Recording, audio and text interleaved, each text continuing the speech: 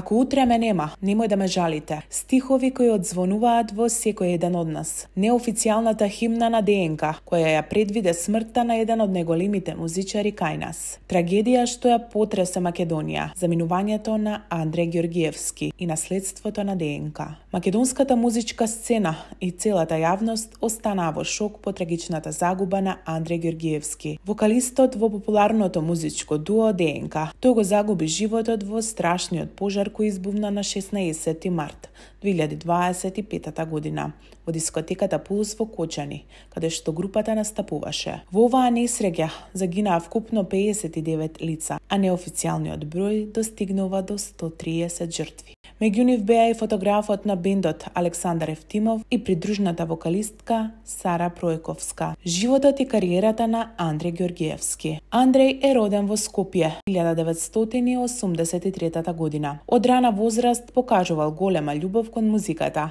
а своите први чекори ги направил во училиште и локалните музички надпревари. Влијанието на хип-хоп и R&B и поп музиката било клучно за неговиот стил и изразување. Во раните 2000-ти години, заедно со Панчо, го формирале дуото ДНК. Нивната музика брзо доби популарност благодарение на уникатниот спој на модерни звуци, емотивни текстови и карактеристичен вокален израз. Историјата на ДНК, 20 години музика и инспирација. ДНК дебатираа во музичката сцена во 2001 година, носејќи свежа енергија и модерен звук. Со првиот албум Првиот отпечаток се истакнаа како еден од најиновативните музички состави во земјата.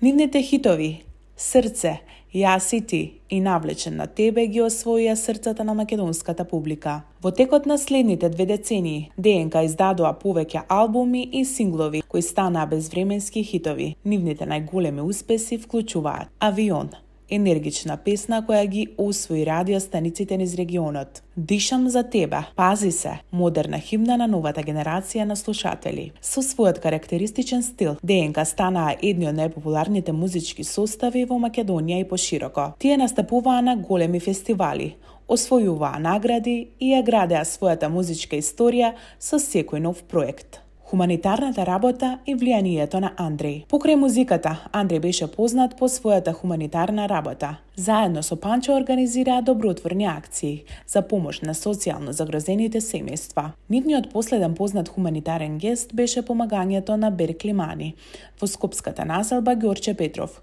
кому му ја платија сметката за струја со износ од 46.000 денари.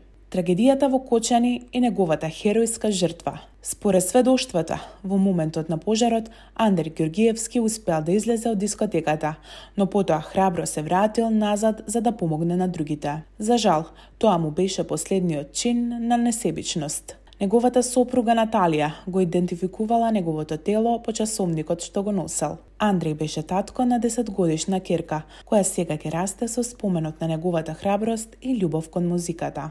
Оваа трагедија не само што ги потресе неговото семејство, пријателите и колегите, туку и целата македонска јавност. Неговото заминување остави огромна празнина во македонската музичка сцена. Неговото дело и наследство ќе живеат за секогаш во срцата на фановите и идните генерации музичари. Со длабока тага и неверување известуваме дека помеѓу жртвите е и професор магистар Сара Пројковска. Веста ја потврдија и од Факултетот за музичка уметност во Скопје, каде што таа беше почитуван професор и инспирација за многу студенти. Покрај неа трагично загинаа и многу други, меѓу кои членови на македонската музичка сцена. Ѓорги Ѓорѓиев од ДНК, Филип Стевановски, клавиатурист на ДНК и директор на Центарот за култура Ацо Шопов, како и на фестивалот за детски песни Весело Штурче и Александар Коларов, гитарист на ДНК. Според неофицијални информации, бројот на загинати во оваа трагедија достигна до 130 луѓе, а меѓу нив има и млади луѓе на возраст од 16 до 26 години. Оние кои ја преживеа несреќата се уште се борат за живот во тешко загрозувачка состојба. Оваа несреќа ја зави Македонија во црно и ја разбуди свеста за безбедноста на јавните објекти. Денес со солзи и тешко срце оддаваме почит на сите што ги загубија животите. Се молиме за преживеаните и изразуваме сочувство до нивните семејства.